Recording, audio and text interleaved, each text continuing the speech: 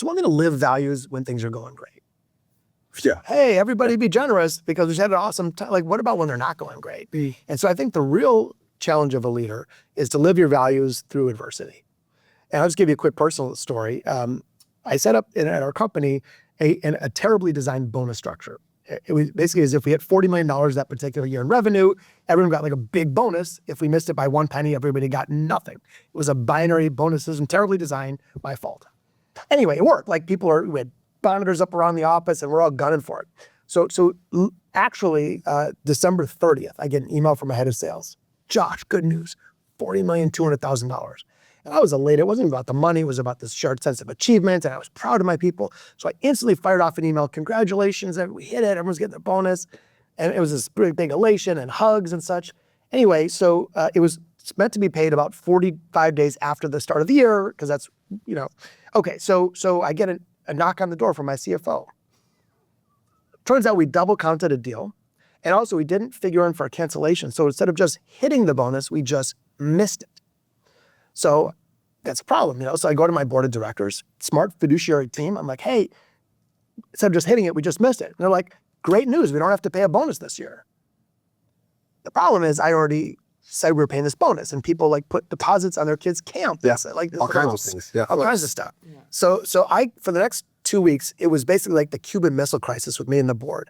I'm taking heavy artillery fire. I bought them all that Speed of Trust book. And eventually I said to them, look, and I took all the blame. It was my fault. I was the CEO. But I said, here's the thing. And it added up to over $1 million. And I was a small company at the time. It wasn't like we had extra, excess cash. That was a big number. So I said, here's the thing.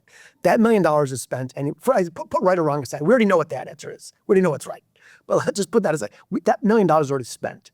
It's either going to show up as apathy and turnover, and someone's going to walk off with a laptop, or we can show this as a demonstration of who we are. We have an opportunity to live our values through the hard stuff. Yeah. And it was this messy thing, and I got beaten down and all this stuff. So here's what ends up happening.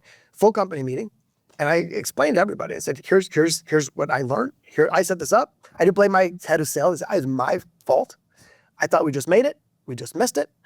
We are adults. We are a performance-based organization. You don't get a trophy for almost getting a Super Bowl, And so I said, so everyone is technically entitled to 0. However, the only thing in our business that supersedes performance is trust and values. And therefore, I'm telling you, again, it's my fault. I take all responsibility, but every penny of everyone's bonus is being paid today. And I had grown men giving me bear hugs. Like there was tears everywhere and such. And I did it because it was the right thing. I wasn't like gaming it out. But oddly, and this is where I'll kind of land this, is that was the best $1 million I've ever invested. Because our retention rate was through the roof in an industry that was not. We had people showing up, staying late to solve a client problem because they cared. I had people showing up for job interviews and saying, I heard about what you did. I want to work at your company. I never told anybody about it.